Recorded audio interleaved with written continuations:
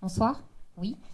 Alors donc ce soir, 3/4 d'heure, c'est un peu court, mais on va faire ce qu'on peut pour essayer de réfléchir ensemble, enfin vous assistant en fait à la conversation que je vais avoir avec mon ami Sepan Danesh, avec un titre qui je crois est beau et ample dans la mesure où il est le suivant: je pense donc je dessine.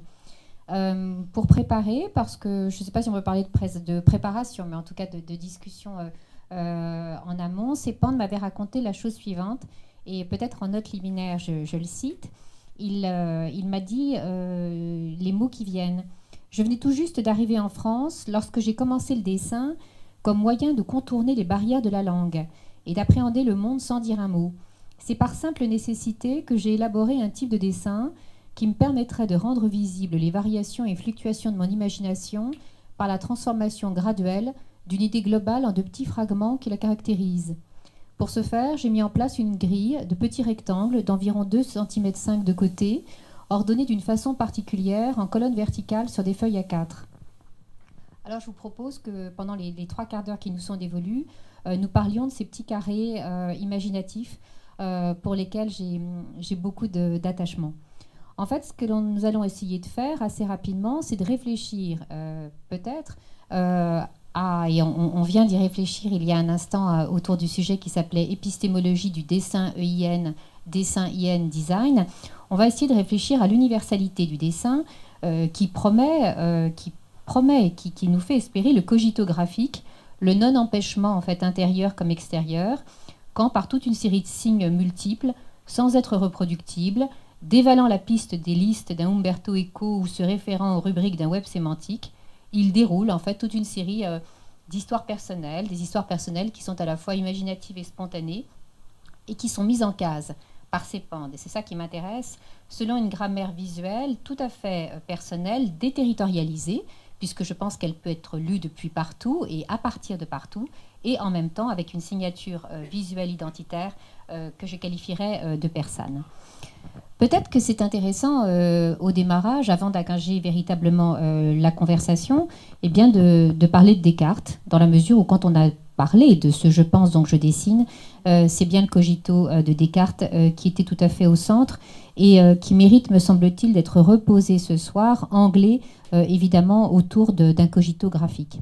Donc cogito, donc c'est je pense. Descartes en avait le principe, vous le savez, de ses méditations métaphysiques, c'est-à-dire la source en fait de l'ensemble de ses réflexions philosophiques. Cogito, on le sait, au départ, c'est un raccourci pour le cogito ergo sum, c'est-à-dire je pense donc je suis, que Descartes prononce dans le discours de la méthode et qu'ensuite il prononce dans les principes de la philosophie, dans ses propositions numéro 7 et numéro 10. Qu'est-ce que c'est que ce cogito qu'il nous propose? Et c'est quelque chose qui est tout à fait emballant. C'est en fait la première idée claire et distincte à partir de laquelle, en définitive, il est possible d'élaborer une réflexion.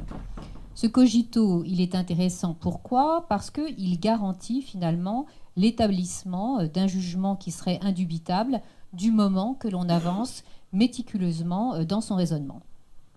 L'idée de Descartes, elle est finalement assez claire et assez simple, c'est-à-dire qu'elle est présente et manifeste à un esprit attentif, mais aussi qu'elle est distincte, c'est-à-dire précise et différente de toutes les autres, qui ne correspond en soi que ce qui paraît manifestement à celui qui la considère comme il faut. Il existe cependant une autre formulation possible du cogito, et ça m'intéresse, qui au sens strict ne correspond pas à ce cogito compris comme affirmation de la pensée, mais qui en est une extension, qui serait le « je suis, donc j'existe », qu'on trouve dans ces méditations métaphysiques. Dans la deuxième méditation, en effet, j'ai regardé ça hier soir, Descartes écrit « je suis, j'existe » est nécessairement vrai toutes les fois que je la prononce ou que je la conçois à mon esprit. En d'autres termes, du fait que je pense, je peux en déduire que je suis, et du fait que je suis, je sais du même coup que j'existe. Alors, avant de voir la distinction entre ces deux réflexions, je suis, j'existe, et je pense, donc je suis, je pense qu'il faut d'abord saisir de façon un petit peu séminale comment Descartes met au jour son cogito. En fait, dans le discours de la méthode, l'enjeu pour lui est surtout de présenter sa méthode et de lutter contre le scepticisme. En sorte que je pense donc je suis, c'est vraiment l'affirmation que je suis un sujet doué de conscience. Le sujet conscient, c'est Pande ici, est ainsi posé comme ce que la pensée ne saurait éliminer sans se nier elle-même. Il faut bien comprendre que c'est en partant du sujet et de la conscience que Descartes fonde sa philosophie.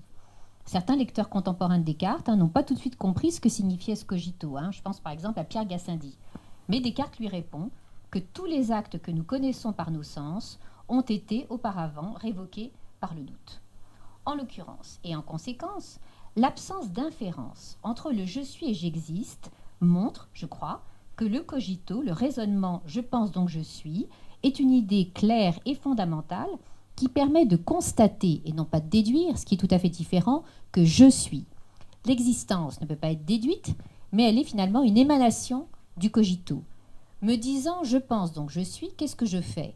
J'affirme dans le même instant mon existence en tant que conscience. Je suis, j'existe. La présence de ma pensée elle-même, la conscience, est donc pour Descartes une certitude, une idée claire et distincte, à partir du moment où je pose l'acte fondateur du cogito, je pense donc je suis. Alors, je rappelais les choses très brièvement en tête. Pourquoi? Parce que avec ces pendes, on s'est dit que je pense donc je dessine. Pourquoi est-ce qu'on se permet d'affirmer la chose suivante? Parce que tout simplement le trajet de la biographie de Sepand Damnesh me paraît illustrer très fortement ce que l'on affirme ici ce soir comme une assertion courte, mais me semble-t-il en même temps tout à fait saisissante. Donc je vous propose qu'on organise la conversation de la façon suivante. J'aime bien le rythme ternaire et ça tombe bien. On va rappeler, et Sepand va rappeler son itinéraire, parce que la question du territoire, même déterritorialisé, est importante. Son itinéraire depuis ce que j'appellerais la Perse légendaire jusqu'à la France. Ce trajet-là, il est tout à fait intéressant qu'on l'entende sous ces mots. Deuxièmement, j'aimerais qu'il rappelle les stratifications de sa cosa mentale, de ses imaginaires, c'est-à-dire finalement tout ce qu'il met dans sa boîte à outils, théorique, pratique, graphique. Et troisièmement, que l'on revienne ensemble sur les processus créatifs qui sont les siens, processus tout à fait particulier et extraordinairement passionnant, dans la mesure où c'est un processus qui s'installe à la confluence, à l'articulation, au carrefour du dessin et d'une grammaire, d'un alphabet qu'on pourrait qualifier d'intrapersonnel. Alors, est-ce que tu peux bien rappeler d'abord ta trajectoire, ce grand voyage qui te mène jusqu'en France, parce que, je répète, ce grand trajet, cet itinéraire, ce parcours-là, c'est ce qui permet, je crois, d'arriver jusqu'à ton dessin. Merci beaucoup, oui, bien sûr. Donc, je suis né en Iran en 1984, comme vous pouvez le constater sur la grille tout à gauche. Pour voir l'écran. Voilà. Et j'ai quitté l'Iran à l'âge de 12 ans avec ma famille. Et donc, c'était une période de conflit en Iran, suite à une révolution idéologique et à une guerre qui était pendant laquelle je suis né. Et donc on a quitté l'Iran, et une fois qu'on s'est retrouvé du coup en France, c'est-à-dire vers 94, là, c'est là sur l'écran, il s'est passé une chose, c'est que j'étais coincé en Iran quand j'étais petit, dans ce contexte-là, et puis par ce désir d'évasion, on quitte l'endroit où on était coincé, sauf qu'on se retrouve en fait coincé dehors, c'est-à-dire dans un monde où je parle pas la langue, je connais pas la culture, et dont absolument toutes les repères que j'ai sont différentes. Donc je suis isolé, un peu marginalisé au collège. Je me retrouve au collège à ce moment-là, dans une classe de CLAD. Donc c'est classe pour, je sais plus quoi, mais je sais même plus si ça existe, ces classes-là, où c'était pour les gens justement qui ne parlaient pas la langue, et on était complètement isolés. C'était notre cellule à nous dans l'école, et personne ne parlait français, donc en fait personne ne pouvait communiquer. On attendait comme ça toute la journée. Les autres venaient de quel pays avec toi dans cette classe? C'était des pays d'Afrique du Nord. Il y avait ailleurs aussi en Europe, il y avait l'Amérique latine, il y avait un peu... c'était très mélangé. Est-ce que tu étais le seul qui venait d'Iran? Iranien. Alors, j'étais pas le seul Iranien de l'école, mais dans cette classe, j'étais le seul. Tu étais le seul, Oui, d'accord. oui. Et comment tu faisais pour communiquer avec les autres? En fait, on communiquait pas. Du tout. Non, on se regardait un peu, et puis il y avait moi, je jouais bien au foot quand j'étais petit, du coup, ça, c'était un moyen de me faire pas mal de copains. Parce que, voilà, une fois qu'on a marqué un but, tout de suite, on est le héros. Mais sinon, la plupart du temps, j'étais tout seul. Et donc, un jour, à la prof d'art appliqué, ah oui, ma mère m'avait dit, tu lèves la main à chaque fois que quelqu'un lève la main, comme ça tu récupères les documents, les polycopies et tout ça. Et donc, à partir de là, elle regardait à la maison ce qu'on m'avait donné. Et du coup, un jour, la prof principale, elle dit quelque chose, les élèves lèvent la main, moi je lève la main aussi, du coup, super content. Et parce que en fait, je participais à cette classe-là, et de temps en temps, ils m'intégraient dans les classes, par exemple, art plastique, musique. Donc, je faisais des allers-retours entre ça et l'autre classe. Mais bon, pour moi, c'était la même chose, puisque de toute façon, je ne parlais pas bien. Donc, je lève la main comme les autres, et là, la prof écrit mon nom au tableau, avec d'autres noms. Et là, je me rappelle justement l'Iran, où quand on avait le nom au tableau, par exemple, on était puni. Voilà, c'était un contexte vraiment de surveiller, punir absolument là-bas.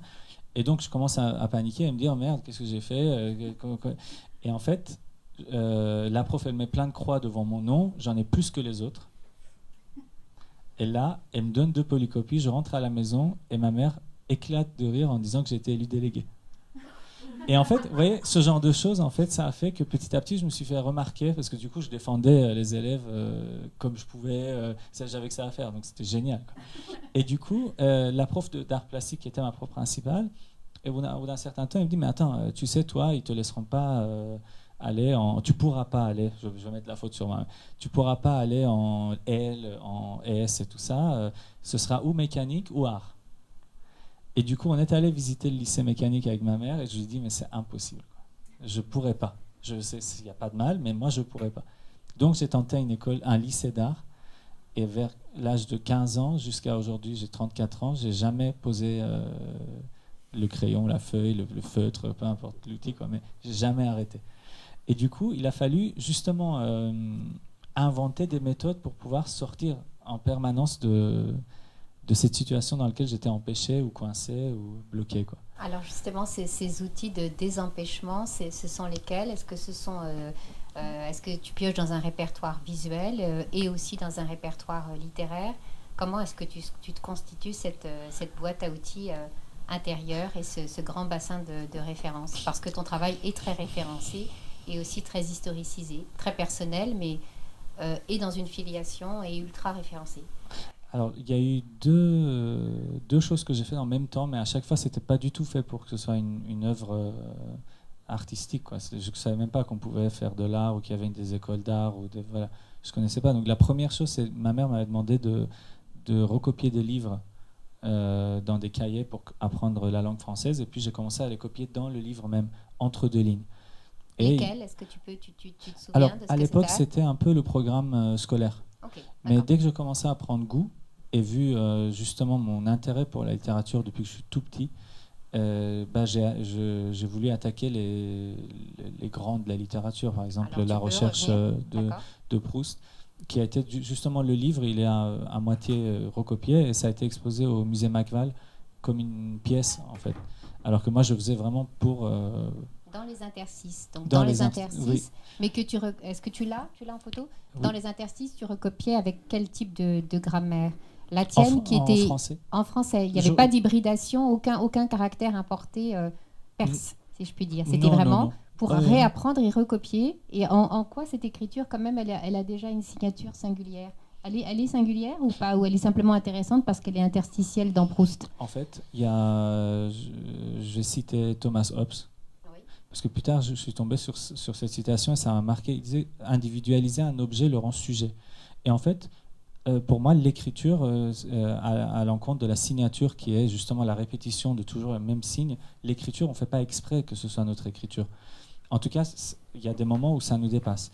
Et dans ce cas, le fait de recopier avec mon écriture un texte qui n'est pas le mien, ça individualisait cet objet et qui devenait mon sujet du coup. Ça devenait ton sujet, ça tu l'assimilais, tu l'acculturais, et est-ce Oui. que tu avais l'impression aussi d'une francisation par la littérature française, ou c'est pas du tout ça, ou c'était simplement un outil, tu aurais pu le faire sur du Borges, sur du Joyce, sur autre chose, ou est-ce qu'il y avait justement une sorte d'imaginaire français? Oui, il y avait une sorte d'imaginaire français parce que j'avais fait une école primaire, une maternelle française à Téhéran. Parce que comme ma mère voulait qu'on quitte l'Iran, déjà à ma naissance, par exemple, j'ai 2 dates de naissance. Je suis né le 6 mars, mais on a fait les papiers le 4 avril, donc après le Nouvel An iranien, qui est le 21 mars, pour obtenir 1 an de plus pour qu'on puisse me sortir d'Iran, au cas où, par exemple, il faut sortir avant 12 ans, avant 18 ans. Ouais, donc, en fait, c'est très présent, ce désir d'évasion, même avant ma naissance, c'était là, quoi. Donc oui, il y a ce fantasme pour la langue française, et je suis ravi en plus de l'avoir. Mais ça n'empêche que Borges aussi, je l'ai copié, comme d'autres écrivains. Mais contemporalise ce temps de réécriture, tout ça c'est au même moment, non juste simplement qu'on ait des jalons. Tu commences par recopier quoi et pourquoi? Quel est le premier que tu recopies? Ah, le premier que j'ai recopié. Tu t'en souviens? Alors je me souviens plus ni du titre ni de l'auteur, mais c'était l'histoire d'un petit garçon qui était coincé dans une tour. Et donc, il rêve de descendre, de s'échapper de la tour en descendant. Parce qu'en fait, l'idée de la tour, c'est que chaque étage qui est fini d'être construit, les gens montent d'un étage et ils construisent infiniment comme ça. Donc, lui, il veut descendre. Et donc, un jour, il réussit à descendre et il se rend compte que la tour n'a pas de socle et que les gens prennent les pierres en bas pour les mettre en haut. Et ensuite, j'ai fait une pièce de peinture à partir de ça. Et donc c'était ça, mais en fait je me suis rendu compte bien plus tard que tout ce que j'avais choisi finalement c'était vraiment tout ce que je pouvais choisir, puisque je ne voyais que ça, ce désir des empêchements, d'évasion. Et si on parle une seconde dans ton travail, parce que c'est très présent de la perspective de narration, moi je trouve que c'est une perspective de narration romanesque. Donc pour revenir juste sur sur ce premier travail de réécriture, tu ne réécris que des romans, ou éventuellement tu peux réécrire, écrire dans les interstices d'une poésie et ou d'une pièce de théâtre. Moi, j'ai l'impression, regardant tes dessins, que ce sont des dessins et romantiques et follement romanesques, fondamentalement. C'est une littérature romanesque. Ce ne sont que des romans que tu recopies? Non. J'ai fait beaucoup, j'ai recopié des essais. Mais en fait, pour moi, même les romans que je recopie, c'est une information en fait, j'avais besoin de faire corps avec ça. D'attraper des contenus pour les avaler un peu comme ça? Oui. Et du coup, et faire l'ombre surtout, parce que l'ombre est toujours un peu déformée par rapport à l'objet. Et du coup, mon écriture était aussi déformée par rapport au texte dactylographie. Et du coup, il y avait aussi ça. Et tu peux parler de cette déformation? Déformation, transformation, métamorphose. Ça veut dire quoi? Ça veut dire des écartements de caractères spécifiques, des haussements de majuscules. Ça veut dire quoi? Oui, une cursive particulière. Et non, ce que j'essaye de savoir, tu vois bien, c'est qu'on comprenne les prolégomènes de ton processus créateur. C'est-à-dire, tu recopies, mais tu recopies de quelle façon, en suivant une cursive qui a quelle tête et qui s'intercale de quelle façon? En fait, vous voyez, là, c'est mon écriture qui est entre 2 lignes. D'accord. Donc, en fait, en plus, quand on recopie un texte comme ça à l'écrit, il se passe une chose qui est assez extraordinaire, c'est que pour pouvoir lire, il faut une certaine vitesse. Oui. Sinon, c'est comme si on regardait un film, image par image, un quart d'heure sur l'image, quoi. Et du coup, on ne peut plus lire le livre. En tout cas, pas consciemment. Il y a quelque chose qui s'imprime dans le cerveau, mais c'est pas là tout de suite. Là, c'est très cinétique, c'est très dynamique. Oui. C'est extraordinairement... ouais, c'est cinétique, cinématographique. Et on la sent, cette espèce d'impression de vitesse du vide aussi. Tu combles le vide en courant avec tes mots. Ça, combler le vide, ça a été vraiment terrifiant. Et ça, c'est très important pour moi parce que quand on n'a rien à faire, quand on s'ennuie comme moi, je me suis ennuyé pendant des années, le temps d'apprendre à communiquer, de nouveau apprendre à communiquer avec les autres, en fait, il y a un vide qui peut générer énormément de choses. Et c'est ce même vide que je retrouve dans mes dessins et ensuite dans les peintures, dans les coins. D'accord. Et du coup, oui, ce vide pour moi est fondamental et je l'adore, ce vide. Et du coup, la seule solution que j'ai trouvée pour l'apprivoiser, c'est le fragmenter. en plein petit bout de choses. Donc je vais peut-être montrer une image. Est-ce que tu peux expliquer à quel moment précisément donc ce continu créateur, tu décides toi, comme avec une cisaille, de le découper, et pourquoi c'est la forme carrée continue qui s'impose? Comment est-ce qu'on passe de la cursive au découpage mosaïcal que tu proposes? Et quand est-ce que tu y penses? Est-ce que tu te souviens du moment où tu y penses, et à quel imaginaire graphique ça te renvoie? Est-ce que ça a à voir aussi, je me suis demandé, avec peut-être des comics ou une BD que tu lis Oui.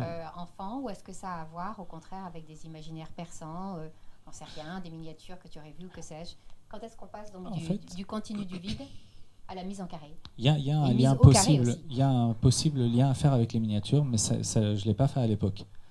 Après, tu l'as fait après? Tu le fais. Même me dire que je peux le faire maintenant, en fait. C'est que les miniatures, on ne les lit pas obligatoirement dans une direction particulière. Oui. On commence où on veut, on finit où on veut. Il y a toujours un texte qui va accompagner ou pas, mais en tout cas, c'est un espace, en plus avec une perspective qui n'est pas obligatoirement comment dire, point de fuite, c'est-à-dire c'est pas une promesse de quelque chose à venir ou quelque chose qui va partir. C'est là, tout est là.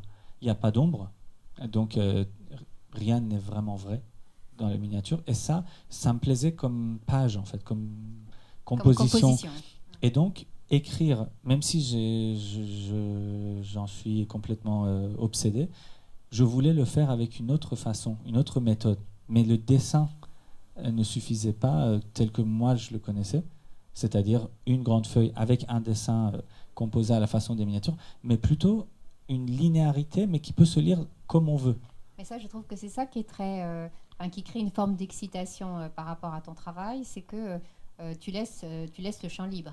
C'est-à-dire qu'effectivement, la première fois que j'ai vu tes dessins, je me suis dit, tiens, bon sang, comment je vais lire ces dessins? Dans quel sens je le fais? Et je me suis amusée certainement dans un exercice mental à créer les diagonales qui me plaisaient, les obliques qui me plaisaient. Il y a la possibilité aussi de refaire et re-refaire dans tous les sens possibles. Pas du tout adepte des mots croisés, c'est même le moins qu'on puisse dire. J'y ai trouvé en fait, tu offres une capacité d'invention.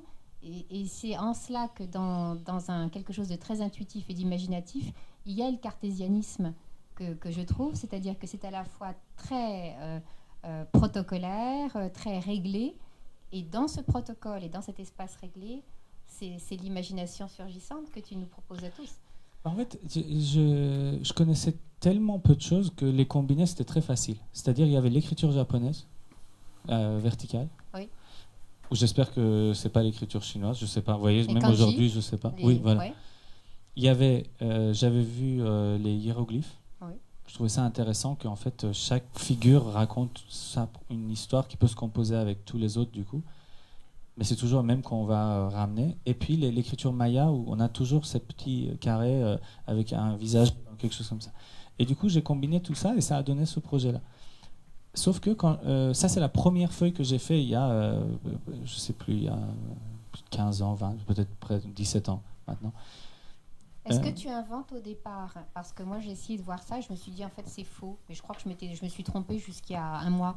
J'avais cru que tu inventais une grammaire, que tu créais un répertoire iconique, et j'avais eu le sentiment de revoir, que tu piochais là-dedans, que tu t'en servais, que tu faisais des emprunts dans quelque chose que tu avais fixé effectivement il y a déjà longtemps. J'avais l'impression de revoir des figures. Et en fait, maintenant, j'ai l'impression que tu incrémentes de façon innovante à chaque dessin. C'est-à-dire qu'il n'y a pas de... Ce sont des alphabets qui chaque fois sont oubliés, non? En fait, oui, c'est ça. Où est-ce qu'ils reviennent? Mais en fait, exactement. Mais en fait, la chose, c'est que on a essayé capturer la vie, le temps qui passe. C'est impossible. Donc, la seule chose qu'on peut faire, c'est laisser le flux y aller. Et en laissant les choses se faire, finalement, ça se manifeste. On se rend compte d'un coup qu'en fait, ah oui, tiens, cette idée-là, je l'avais eue. Ou cette idée-là, elle change de forme. On la voit évoluer. Sur 15 ans de dessin, je vois quand les objets évoluent. Et du coup, c'est très bizarre parce que je ne sais plus si si c'est voulu ou pas, si c'est, je sais plus. Est-ce que tu peux, peut-être pour qu'on te suive bien, expliquer justement ce qui se passe, toi, devant la feuille, c'est-à-dire que est-ce que d'abord les carrés sont posés vides et tu les remplis à mesure et tu y as déjà réfléchi avant, ou bien, tout ça c'est de la rhétorique mais c'est pas grave, je le dis quand même, ou bien tu te dis alors le carré 1 est rempli de telle façon que le carré 2 du coup ça va s'emboîter vers un carré 3 qui donnera quelque chose, c'est-à-dire que est-ce que c'est un effet d'enchaînement dans la spontanéité de ton geste, ou est-ce que devant la feuille blanche tu as peut-être déjà une idée de la mosaïque finale? En fait, la seule chose dont je suis sûr, c'est la grille. C'est-à-dire... C'est tout? Oui, les c'est carrés. tout. Et les carrés, je ne les dessine pas au début. Tu les dessines à au mesure? Au fur et à mesure, oui. Et en fait... Est-ce que tu t'es déjà arrêté à mi-parcours, c'est-à-dire tu bien fais sûr, 2 bandes et sûr. basta? Ah oui, bien sûr, bien sûr. Et puis je peux reprendre plus tard.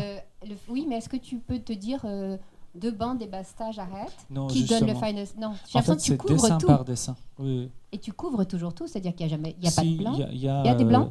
Il y a parfois des blancs, mais là, ça va être difficile sur l'ensemble des dessins d'en trouver. Mais peu importe, ça veut dire que tu peux t'arrêter, décider, puisque donc les carrés ne sont pas préétablis et pas prédessinés. Tu fais comme tu veux. Oui.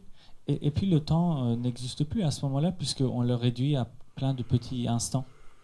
C'est vraiment... Il n'y a plus rien. Il y a un va-et-vient permanent entre le monde réel dans lequel on est en train de dessiner et le monde imaginaire qui va fournir justement les informations. Est-ce que tu peux parler aussi dans ces carrés, parce qu'il me semble qu'il y a 2 carrés très différents. Il y a un carré très, on va dire, dans la veine Marjane Satrapi, très noir et blanc, très un peu aussi expressionnisme allemand. Et puis il y a des carrés extraordinairement colorés, joyeux, qui font rire et qui ressemblent presque à des drapeaux flottants avec des formes très symboliques et très historiées. Comment tu passes de l'un à l'autre? Est-ce qu'il y a des cycles dans ton travail où tu es dans des cycles noir et blanc et où de temps en temps, et à quel moment surgit la couleur et pourquoi les aplats de couleurs? En fait, au début, la seule chose qui était importante, c'était la taille du carré. Il fallait que ce soit tellement petit qu'il n'y ait pas de danger, pas de risque, pas de jugement, pas de virtuosité, rien. Juste un geste qui est lié à un moment. Et donc quand j'ai fait ça... Qu'est-ce que tu voulais montrer dans ce geste? Que j'existais, que j'étais là. Que, comme le fait de laisser la trace de mes yeux entre 2 lignes de ce que je lisais, c'était pour montrer que je l'avais lu. Et le fait de faire ces dessins, c'est pour montrer qu'en fait, tout ce temps qui passe, il est vraiment passé. Et du coup, le symbolique des signes qui sont à l'intérieur des carrés, finalement, je ne l'ai jamais étudié, je ne veux pas l'étudier non plus. C'est prétextuel, tu dirais? Oui. C'est un prétexte à une narration personnelle qui n'a pas vocation à être explicitée pour les autres. Est-ce que les autres et est-ce que nous, on a vocation à rentrer dans chaque carré? Ou est-ce que tu crées aussi une mise à distance parce qu'on regarde en fait les carrés big picture et pas chaque carré à carré?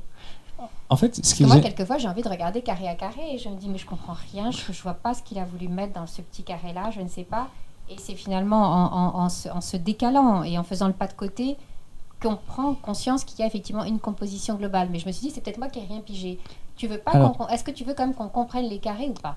Alors, je pense que ce que je veux qu'on comprenne, c'est l'état d'esprit, c'est la philosophie derrière ce projet. Parce que maintenant que je fais dessiner les gens, à environ 300 personnes, alors que j'ai commencé à faire dessiner, je pense qu'il y a à peu près 6 mois, même pas, peut-être un peu plus, j'ai vu qu'il y a une structure qui se révèle une fois qu'on arrête de lire les carrés un par un. Mais en même temps, il faut les lire. C'est-à-dire, je vois combien d'images mentales il faut pour que la personne qui est en train de dessiner, en tout cas combien il faut à cette personne pour se déconcentrer, pour se concentrer, pour rire. Et c'est assez impressionnant. Est-ce que tu peux expliquer, donc ces temps-ci, moi je trouve ça je te les lis tout de suite, il y a et beaucoup d'humanisme et beaucoup de générosité et l'acceptation de faire rentrer les autres dans ton univers, c'est très beau par rapport, on va dire, à une légende un peu noire des artistes qui seraient assez égoïstes et assez centrés sur eux-mêmes. Ton travail, au contraire, très très ouvert. Est-ce que tu veux bien parler de cette bibliothèque des images, de cette encyclopédie des autres que tu fais rentrer? Je répète, un, c'est très beau. Deuxièmement, il me semble que c'est un projet qui est à la fois et politique et esthétique. En fait, la première fois que j'ai fait dessiner des gens, c'était un hôpital psychiatrique à Dinan, en Bretagne. Et c'est parce que j'étais en résidence, ils ont vu mon travail, ils ont dit, ça dit de faire ça avec nous. J'ai dit oui, à une condition, c'est que les médecins et les infirmiers participent aussi. Parce que Pas les patients? Si, Ah, tout le tout le monde. monde. Ok. Oui. Et du coup, ils ont dit d'accord. Et j'ai expliqué rapidement comment ça marche et tout ça. Et en fait, et personne n'a réagi. Et je me suis dit, oula, là, ça va être. J'avais hyper chaud, un peu stressé, je savais pas trop comment ça allait se passer. Et je distribue des feuilles A4 avec des petits carrés vides, déjà un peu organisés, comme moi je le fais dans la page, pour leur faciliter un peu la tâche. Et en fait. Et tu dis quoi comme consigne? Excuse-moi, juste tu dis, Je on va dis faire juste, quoi? Tu dis, on va faire quoi? Non, je dis juste que j'ai commencé à une époque où je parlais pas bien la langue et que c'était pour pouvoir m'exprimer simplement et sans risque, sans danger. C'est tout ce que j'ai dit. À eux, la demande de, on va dire, d'être situationniste du carré, c'est quoi? Tu leur demandes quoi? De dessiner ou dedans ou dehors ou comme ils veulent en fait. Quoi? Y a pas de... Tu dis quoi? Rien, tout ce qu'ils veulent. Dessiner. En fait, j'ai même pas le temps intransitif? j'ai même pas le temps de finir ma phrase que Ils les sont gens déjà- Ils sont commencent. jetés dessus, d'accord. J'ai fait un autre événement dans un lieu qui s'appelle le 11e lieu à Paris il y a quelques mois. Il y avait une centaine de personnes et j'avais fait venir un musicien kurde qui a fait de l'acoustique live en même temps que les gens dessinaient. J'ai dû demander aux gens d'attendre 2 minutes pour que j'ai fini ma phrase, quoi. Et du coup, c'était génial. Et du coup, je fais ce travail avec les patients, les médecins et les infirmiers, et il s'est passé un truc incroyable. Je voudrais que tu viennes juste sur cette histoire de rythmique. C'est très important parce que toi, tu as une rythmique rapide. Et alors même que tu dis rien, les gens, ils vont aussi dans ta rythmique rapide. Alors, pas aussi rapide. Non, ils s'y mettent. Mais après, justement, ce qui s'est passé d'incroyable avec ces gens-là, c'est que les patients n'avaient aucun problème à dessiner. Et ils dessinaient des choses que moi, au bout de 10 ans, j'avais pas osé dessiner. Il n'y avait pas une seule bite ou je sais pas, un truc comme ça dans mes dessins. Et là, c'était immédiat, quoi. Les infirmiers, c'était 1 point, 2 points, 3 points, ou 1, 2, 3, 4. C'est comme si ils comptaient les médicaments ou les patients. Et les médecins, c'était un soleil, un nuage, 2, 3 dessins, et puis s'arrêtait là. Et à ce moment-là, comme je connais rien en fait à tout ça, je me suis dit, ça, c'est un truc de fou, quoi. Ça m'intéresse. Qu'est-ce qui fait que, quand même, les médecins, ils font tous presque le même dessin, les infirmiers aussi, et les patients, ils ont une vraie personnalité dans leur dessin, quoi. Ça veut dire que donc la corporation et d'où les gens venaient l'emportaient donc dans l'hôpital, que eux c'était leur corporation qui dessinait, ou en tout cas l'imaginaire de ce que j'entends assez pauvre de la dite corporation, et que les patients, eux, étaient par définition hors corporation et purement individuels. Oui, et qu'il y a un monde intérieur qui est en attente. Oui, il y a un monde chez tout le monde en fait. Et du coup, pas dans ceux qui étaient dans la corporation, dans la mesure où c'était super basique et low cost, au contraire. Oui, mais justement, eux aussi, ils peuvent... je suis sûr que si j'avais fait, par exemple, si je leur avais donné des dessins à faire chez eux, et pas avec les blues dans l'hôpital, parce que là, ils avaient le rôle qu'ils devaient avoir. Mais sinon, je pense qu'ils auraient fait... Bien sûr. C'est en contexte. Oui, c'est ça. En contexte.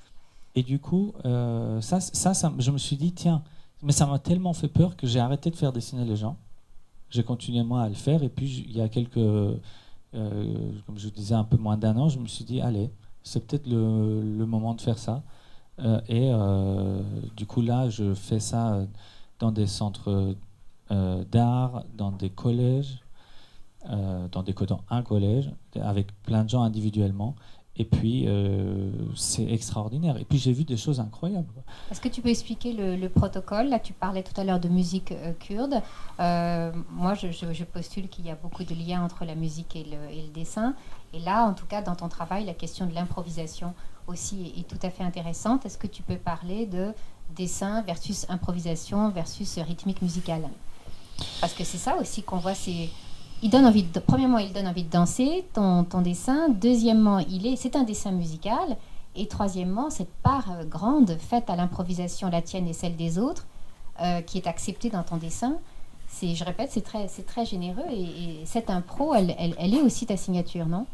Alors, sans vouloir faire ma propre psychothérapie en live, j'ai toujours rêvé de faire de la musique. Mais alors, à un niveau et j'ai jamais pu en faire. Du coup, c'est peut-être un peu ça. Bah, tu commences demain matin. Ouais, du coup, j'ai acheté plein d'instruments de musique qui sont là pour décorer chez moi. Mais est-ce que pendant les performances, donc quand tu es avec les autres, est-ce qu'il y a de la musique? alors là, tout à l'heure, quand j'ai fait dessiner les enfants, et j'ai fait dessiner la plus jeune de toutes les personnes que j'ai jamais fait dessiner, qui a 4 ans, c'était génial. Il n'y avait pas de musique, Ouais. donc je me suis excusé auprès d'eux de ne pas avoir de musique. Et en fait, la musique, pour les enfants, c'est même pas nécessaire parce qu'ils se déconnectent de la réalité à une vitesse. Ça va tout seul. Mais par contre, pour les autres, j'ai pas envie de dire les adultes, je sais pas quoi, mais parfois ça fait du bien d'avoir une musique qui vient d'un autre monde ou qui n'a pas les mêmes rythmiques justement, et que c'est de l'improvisation. Ça importe un imaginaire, enfin je veux dire, mettre dans un lieu, un espace de la musique kurde, je veux dire, c'est pas du tout c'est signifiant. Ça produit et ça fabrique quelque chose dans l'environnement. Est-ce que tu as testé avec d'autres types de musique, et qu'est-ce que la musique fait à ton travail et fait à ceux qui jouent avec toi dans ton travail? Parce qu'il y a une forme de jeu, hein, c'est aussi un travail qui est très ludique. Hein. Je pense que la musique, ça crée un lieu, ouais. Ça crée un espace. Oui, un espace, oui. Et s'il n'y a pas cette musique, du coup, c'est ça le vrai espace. Et ça, parfois, c'est moins agréable. Et du coup, on est plus empêché là-dedans. La musique désempêche. On parlait d'empêchement, oui, désempêchement. C'est aussi, ça. elle aide C'est-à-dire, à casser la cage. En fait, quand on écoute une musique, on se concentre sur une chose. Et cette chose, elle disparaît immédiatement, puisqu'elle est là. C'est comme ça qu'elle fonctionne, une musique. C'est qu'il faut écouter les notes et puis ça disparaît tout de suite. S'il y a une seule note qui reste, c'est plus une musique. C'est un acouphène. Est-ce que parfois, dans les carrés, il y a une notation musicale? Ça arrive, c'est-à-dire quelqu'un qui capture en fait la note et qui se met presque justement dans une improvisation où il y aurait cette idée de la pensée dessin ou de l'oreille dessin en l'espèce. Bim, j'entends un sol, clac, je dessine un sol. Alors ça, je ne saurais vraiment pas le dire parce que il y a un vrai travail du coup d'analyse, de réflexion sur les parties symboliques des dessins. Et ça, tu n'y reviens pas sur tes dessins? Est-ce que justement tu as envie de les analyser, ou une fois qu'ils sont faits, allez hop, pas poubelle, mais de côté, tu n'y reviens pas? Non, alors les dessins, au début, je ne voulais pas les montrer, je ne voulais pas les vendre, je voulais rien faire de mes dessins. Et puis un jour, ça a été vraiment dur, hein, mais j'ai accepté de les exposer.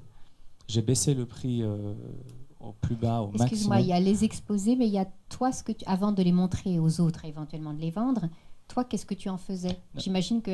Non, Si, justement, moi j'ai tout scanné.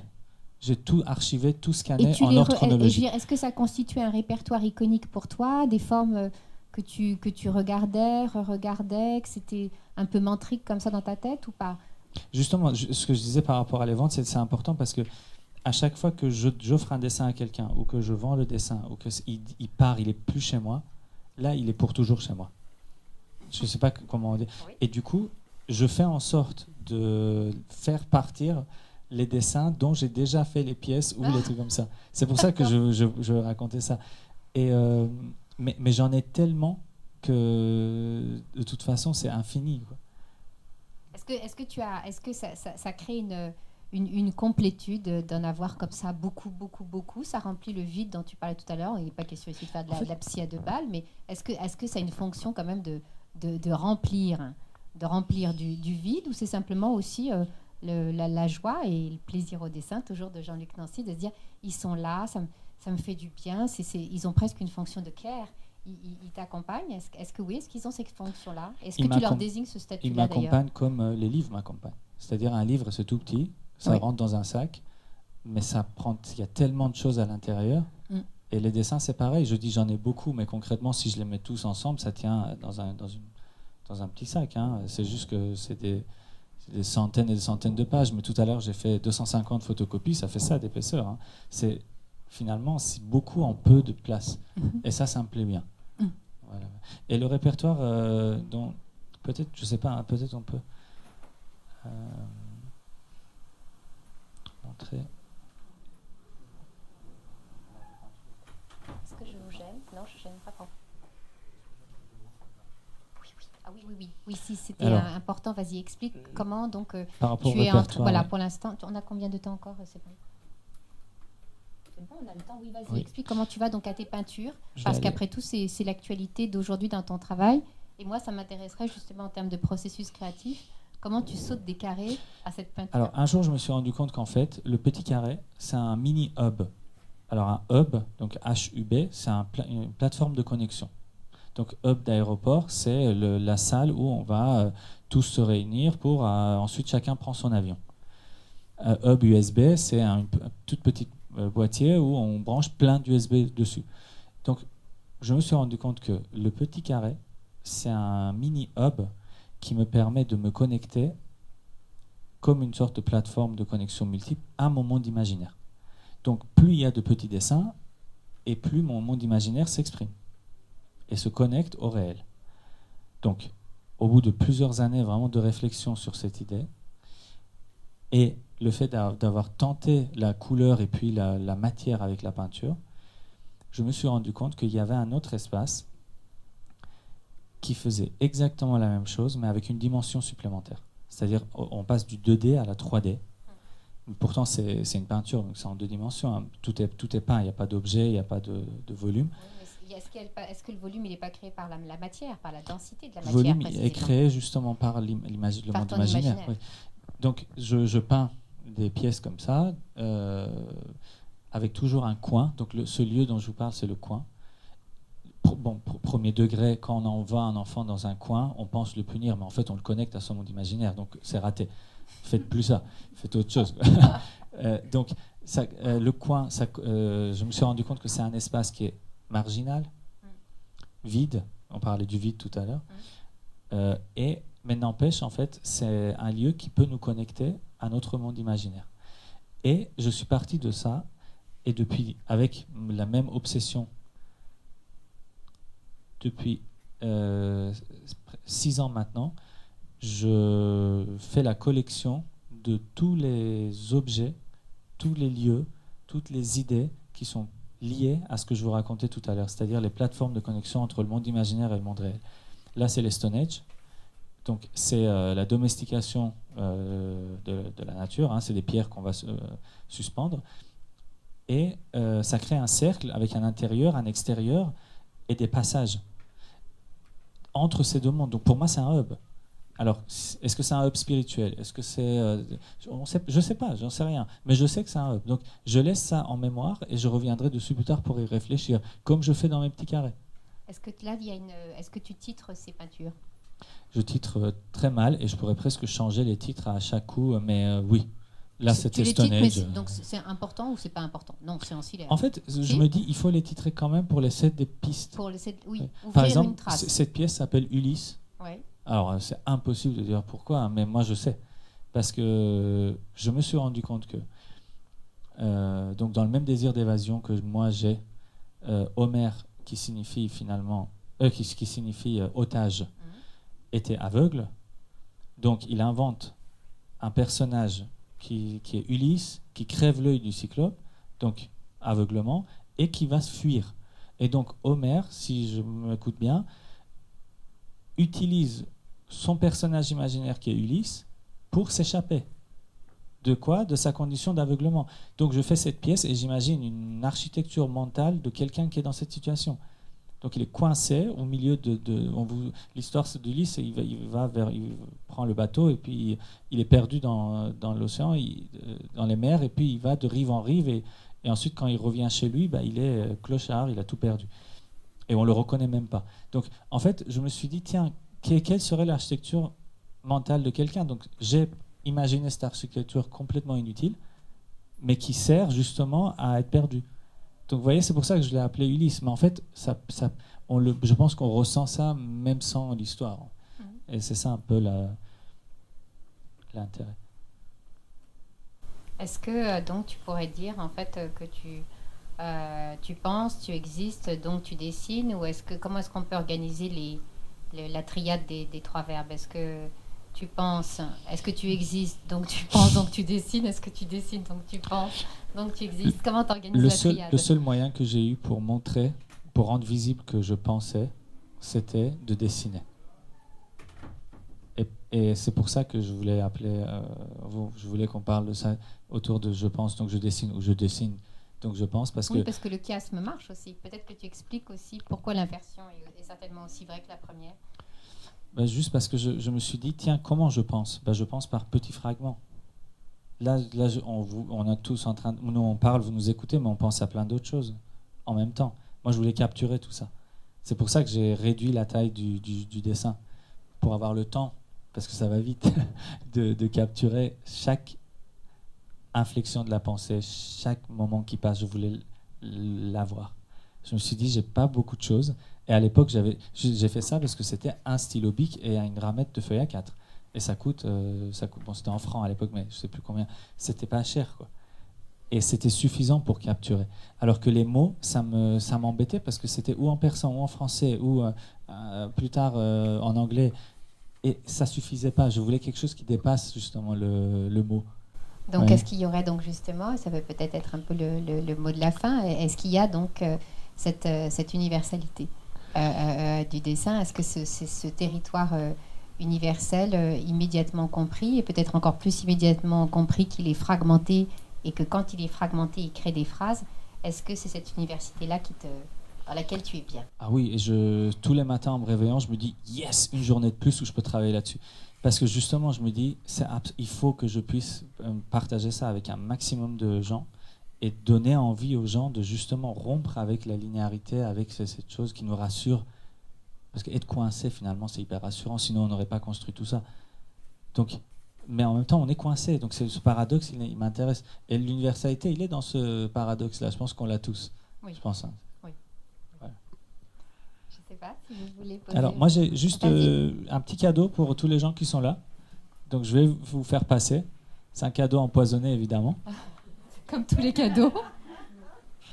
Et puis, le temps que je vous... passer le temps que... Oui, attends, je vais juste enlever un truc.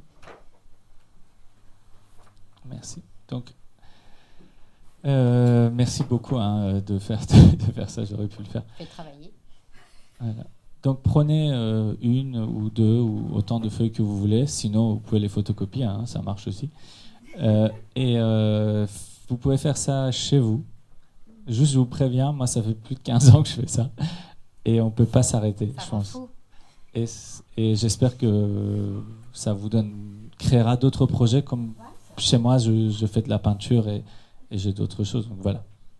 Vous avez des questions? Je ne sais pas. Est-ce que vous... Oui, ça passe, c'est bien. Est-ce que vous avez des questions à poser à ces pandes? Est-ce que vous n'êtes pas d'accord?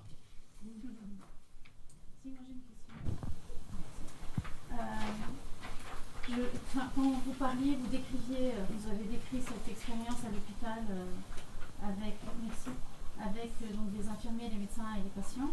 Et vous avez décrit, donc vous avez constaté en fait quelque chose d'assez sur lequel vous êtes arrêté parce que c'est assez incroyable, mais vous avez dit que ça vous avait fait peur et que ça vous a fait arrêter de faire dessiner les autres. Qu'est-ce qui vous a fait peur justement dans cette mécanique? Est-ce que c'est cet aspect dont vous décriviez de se cantonner justement à un contexte qui restreint, ou est-ce que c'était la liberté des patients? En fait, c'est beaucoup plus simple et centré sur moi. C'est que pendant tellement longtemps, j'ai été isolé, marginalisé, un peu mis de côté, que c'était la première fois où je me rendais compte qu'en fait, quelque chose que j'avais inventé par nécessité, ça fonctionnait aussi avec les autres. Et c'était effrayant. Je me dis, en fait, je suis là. Et je me suis vraiment cogné à cette réalité-là. Et c'est ça qui m'a fait peur. C'est juste manque de courage. C'est pas du tout... justement, j'aurais adoré continuer de faire ça avec eux. Mais c'est juste j'ai eu peur, quoi. Voilà.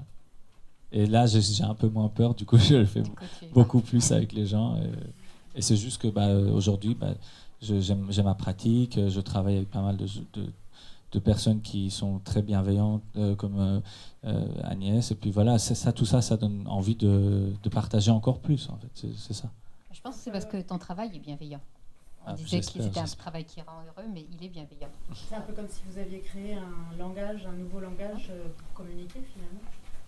C'est un langage qui n'a pas de langue. En fait, je ne sais plus quelle est la différence entre langage et langue, mais en fait, c'est un langage qui n'a pas de langue. Oui, ou les signes se créent. Oui, en direct, quoi. In progress, oui, complètement. Mais il faut penser. Et c'est ça qui m'intéresse. Mais pensez pas obligatoirement consciemment. Parce que moi, j'ai des pièces incroyables de gens qui ont fait des dessins, mais en 2 minutes, la page elle est remplie et c'est formidable, quoi. Je sais pas comment ils ont fait. Et c'est que des gestes, hein, c'est même pas que des gestes, quoi. Je trouve ça. Et comme j'ai des gens qui passent un temps fou à faire une composition où en fait il y a un dessin qui traverse tous les carrés. Donc je me dis mais attends, mais qu'est-ce que c'est en fait? Donc heureusement je collabore avec pas mal de personnes qui eux savent et qui peuvent en tout cas mettre en pratique ce qu'ils savent. Moi j'en sais rien. Juste je constate, je fais des notices pour me rappeler et puis c'est tout. Et les gens me laissent leurs dessins ou m'envoient par mail ou par la poste. Je trouve ça incroyable quand même. Oui, il y a du don contre don là qui Ah est oui, très beau. c'est génial. Ouais, c'est très beau. La pratique est très belle. Et l'exercice aussi. Qu'est-ce que vous voulez dire quand vous dites que vous travaillez avec des gens qui, eux, savent? Vous travaillez avec des psychologues? Oui, par exemple, psychologues qui me donnent leur avis avec le cas d'un enfant autiste, mais je suis pas en fait, je vais pas suivre après parce que je sais pas faire ça, mais un enfant autiste qui a du mal à passer d'une chose à une autre chose. Par exemple, enlever son pull, éteindre la lumière. Le passage, c'est difficile.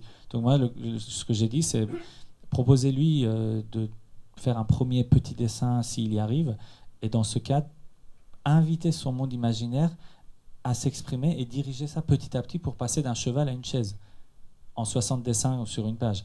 Et il faut qu'il comprenne qu'en fait, il faut qu'il se rappelle du chemin. Et petit à petit, peut-être que ça peut l'aider. Mais ça, c'est une intuition. Je ne sais pas si ça marche. Mais comme j'échange, ça me donne des idées. Ou là, à l'école, je ne sais pas combien de temps il nous reste. Mais je ne sais pas quelle heure tu... Mais c'est vrai que je sais pas. Là, à l'école, il y a 40 élèves, 20 élèves que j'ai fait dessiner, 4 séances de 2 heures. Et après, on met tous les dessins sur une très grande table, on se pose tous.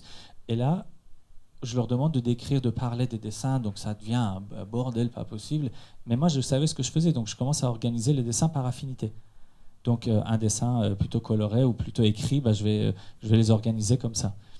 Et là, je leur dis, bon, alors levez-vous et asseyez-vous devant votre dessin. Et là, d'un coup, ils se sont rendus compte qu'en fait, qu'ils sont connectés aux personnes qui étaient à droite et à gauche. Parce qu'ils pensent, la structure est la même. Peu importe symboliquement s'il y en a un qui préfère une banane et l'autre un sourire ou une lune, mais c'est la structure de l'objet qui est intéressant. Et ils étaient connectés. Et quand ce genre de choses arrive, moi je suis hyper content. Mais c'était de l'improvisation totale. Je n'avais pas réfléchi ça avant. C'est juste que j'ai senti le truc et j'ai proposé. C'est pour ça que je dis, moi je sais pas. Moi, je dessine et puis je fais mes peintures. C'est tout, quoi. Je sais pas faire. Voilà. Merci, merci beaucoup. Merci beaucoup. Merci. Merci.